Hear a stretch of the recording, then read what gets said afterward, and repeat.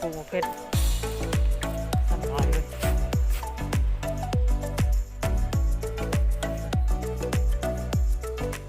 ทำลายครับเนาะ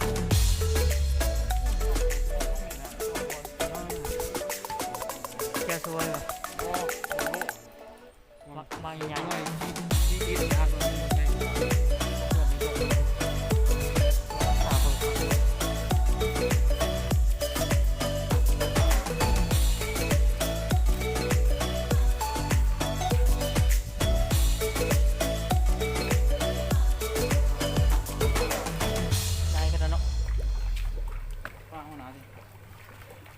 ของเราเบิดเหรอ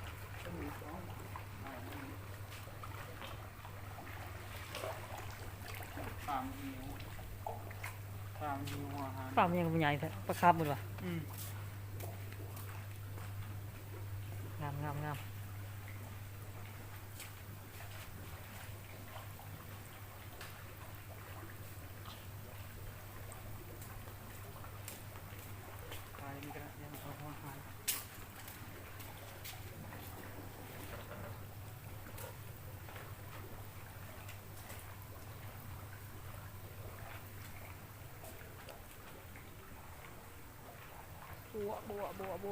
บัว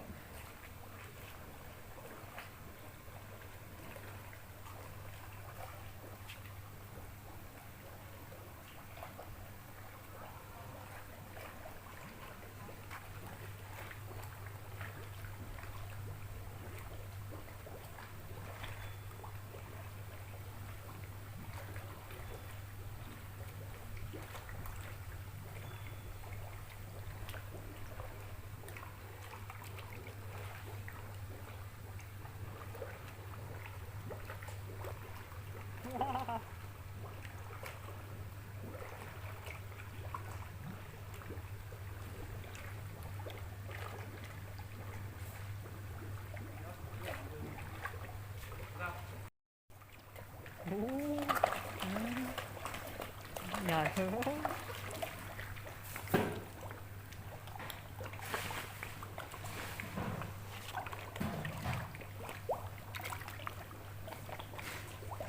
หิวสันเด้หิวแห้งครบปากกัน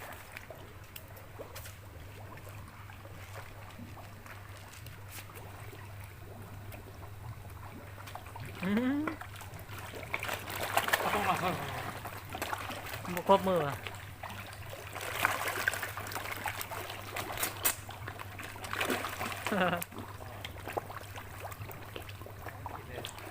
ที่ถามได้ว่าสวรรค์จอปูน ไม่ต้องแพงกัน ก็นี่แหละ ใต้อยู่แล้วสร้างจอแล้วใต้ ฮะตะพ่อประมาณ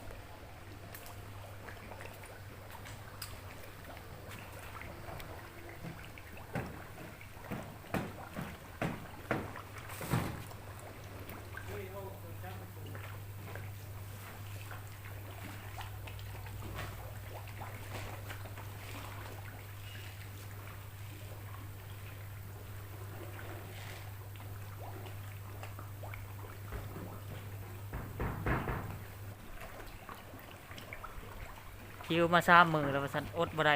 ย่อง ยังมาซ้ำเลย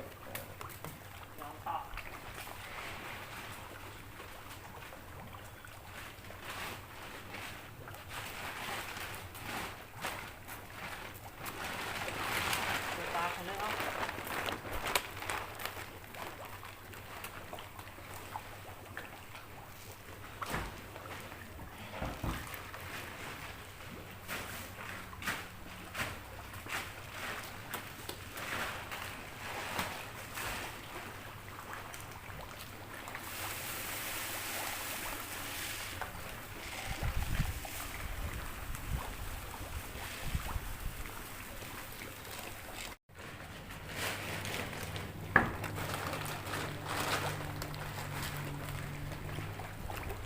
ดูดบาทหนึ่งมืดจักกี่เม็ด เออ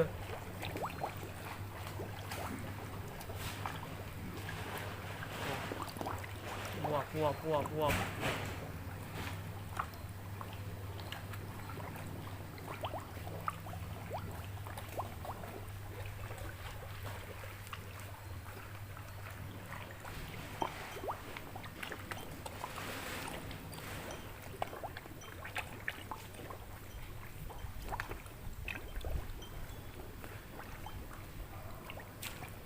ปาก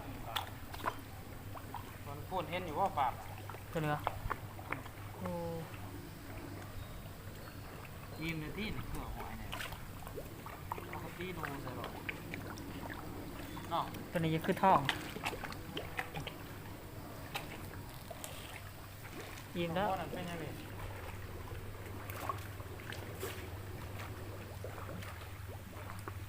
ข้ามีพลังแล้ว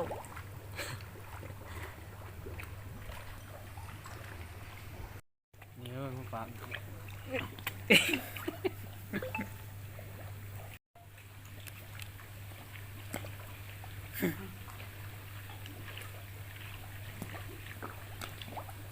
มันยังยากอยู่เลย